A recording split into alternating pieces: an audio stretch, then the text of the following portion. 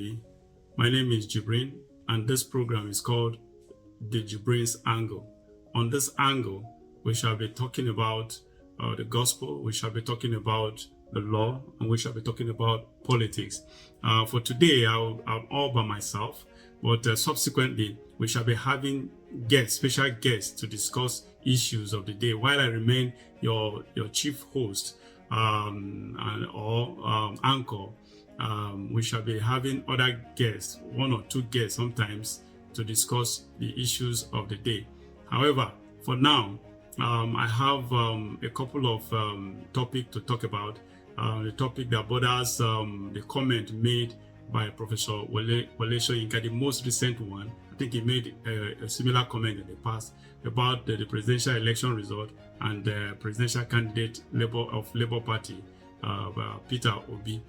And for the benefit of those who are not informed or inclined to this information, I want you to watch the clip. I have the clip here, and I'll be stepping aside for you to watch the clip. Thereafter, I'll come back after the clip. The clip is about 3 minutes plus or so. So after watching the clip, I'll be back to give my comments and analysis on the comment he made. See you. These recent elections. It's unfortunate that because the two things happened. First of all, one party took over the labor movement, which is one of my favorite movements also. And then it became a regional party, more than, whereas it was a marvelous breach into the established two camps. Peter Obi achieved something remarkable there, that he broke that mold. Yes, however, he did not win the election. In addition, my own organization has a monitoring unit. You know the one I'm talking about. And so I could say categorically that Peter Obi's party came third, not even second. And that the leadership knew it.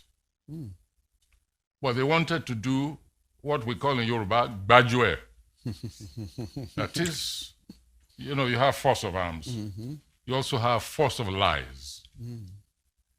And it was gearing up towards violence. They were going to send, some of the hardliners were going to send crowds, young people, into the streets to demonstrate.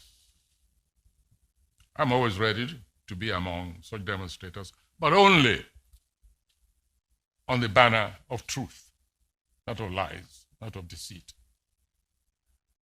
In addition, and this is the worst part, they didn't know it, but they were being used. Before the elections ever took place, there was a certain clandestine force, a reactionary. It included some ex-generals who were already calling for an interim government before the elections began. And so the party was playing into the hands, maybe not consciously all of them, but some definitely, trying to create a situation to bring back the military. That's what I was against. And before then, I'd already sent 3 emissaries to that leader, saying, curb your supporters. Just tell them to be on their guard. If you lose an election the first time, what does it matter? I said, you just tell them to stop threatening, to stop intimidating people. So it wasn't something new. It wasn't something spontaneous. No, I had to stop their getting the youths on the street to be slaughtered.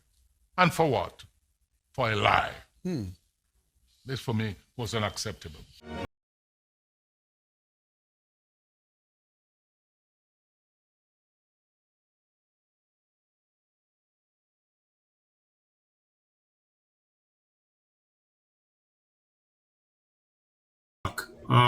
You had it yourself. Now, honestly, for whatever reason, I have never respected this man called Wole Soyinka. That's just the truth. I think he has personal animosity against Peter Obi because it doesn't just make sense. For God's sake, where did he get? Where did he find any evidence to buttress what he said? Why did he? I don't know why. This man is just unbelievable. Honestly, I don't know how he got his Nobel Peace Prize or whatever. Most of this, in my own judgment, honestly, the guy is just, yeah, he has done some things in the past, fought against the government or whatever. Honestly, I just see that as hypocrisy. That's just it. Because leopard never loses its spot. That's just it. Sometimes situation pushes people to really bring out their true color, who they truly are. That's just the truth. Because what he just said about Peter Obi is just, there's just no one in his right senses who will not call this a very, very partisan and selfish and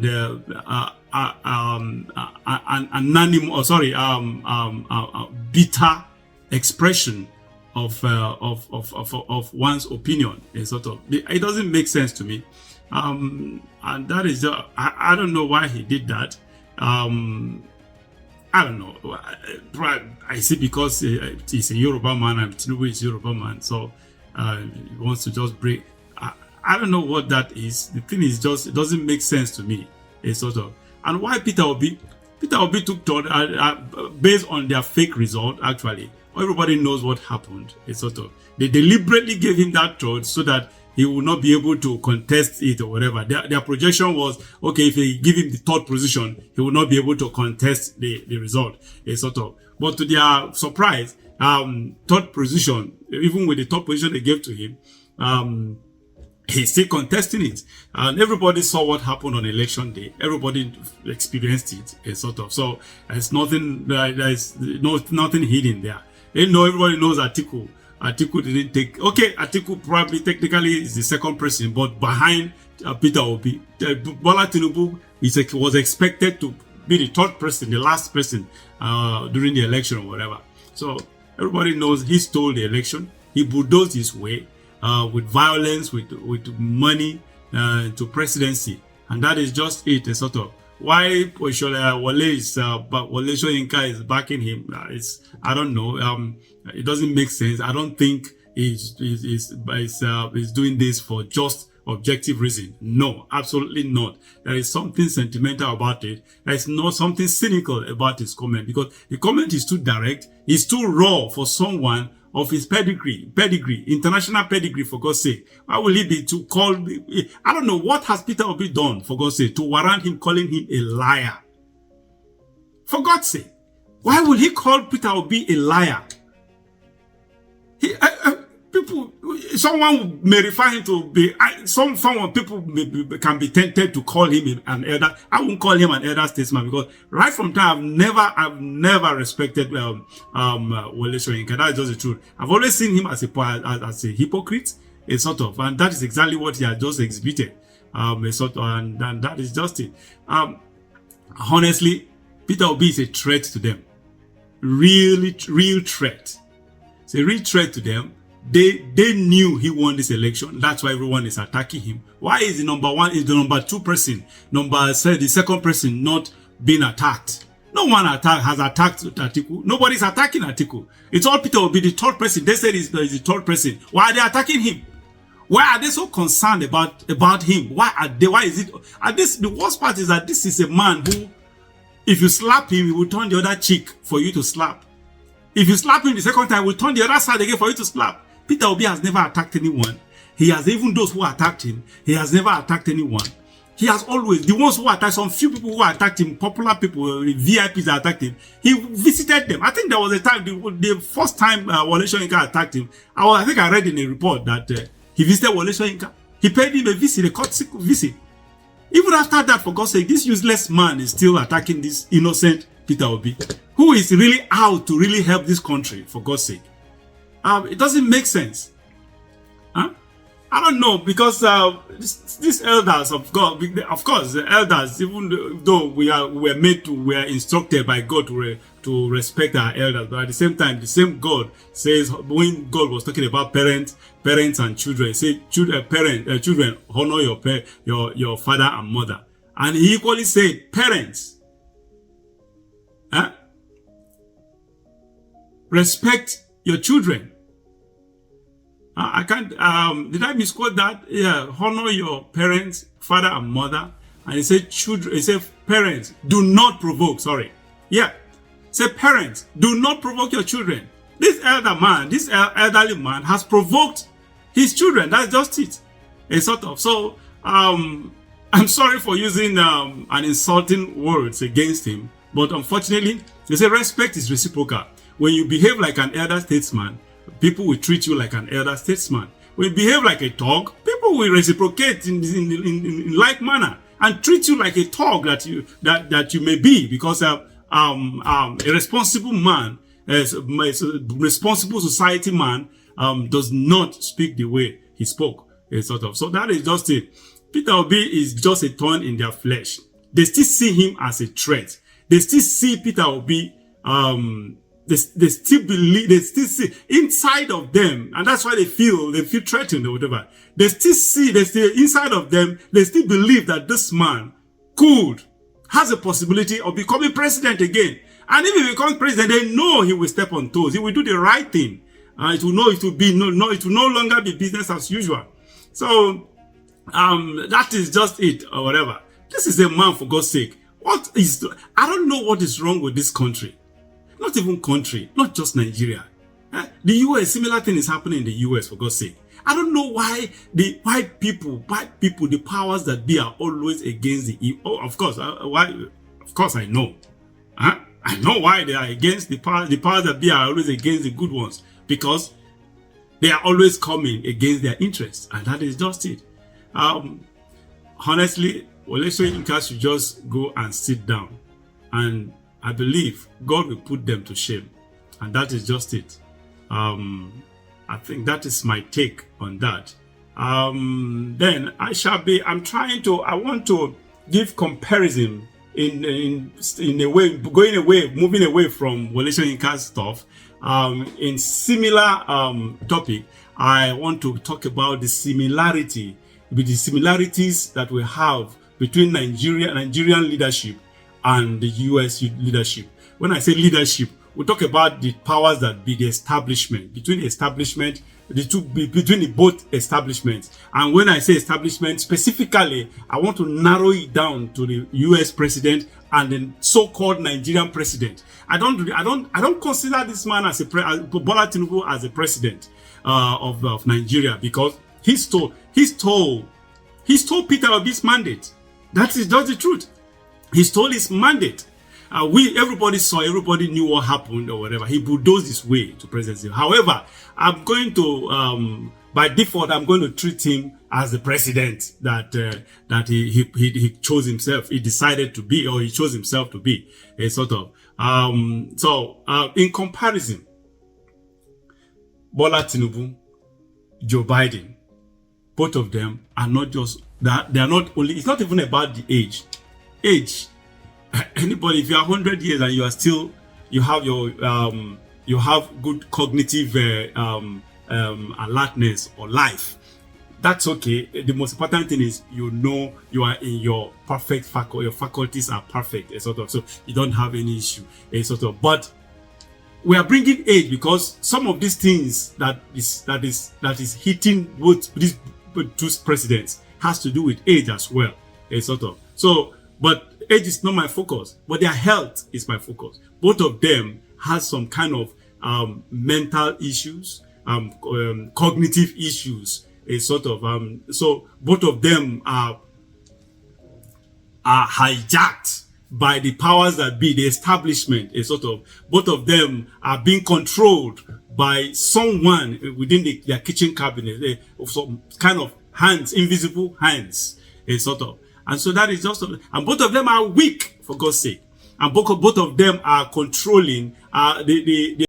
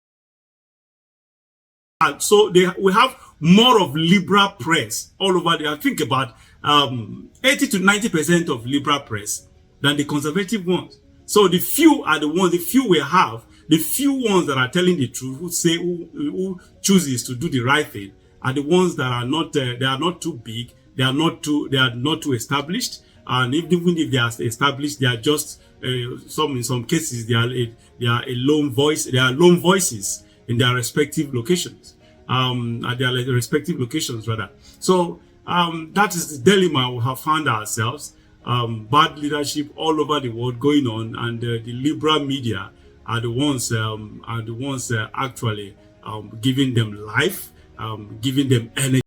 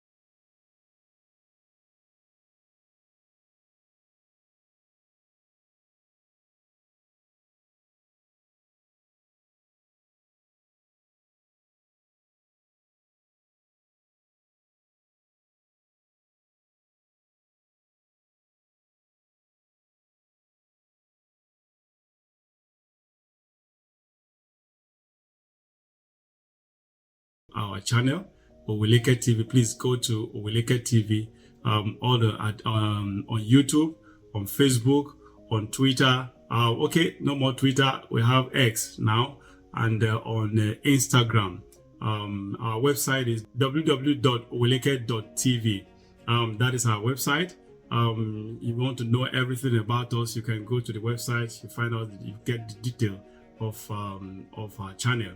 And please, again, subscribe to our channel, follow us on our platforms, and set your notification, especially for this program, because this program will be as raw as we can be. Trust me, you will get it very, very raw. Thank you, and God bless you.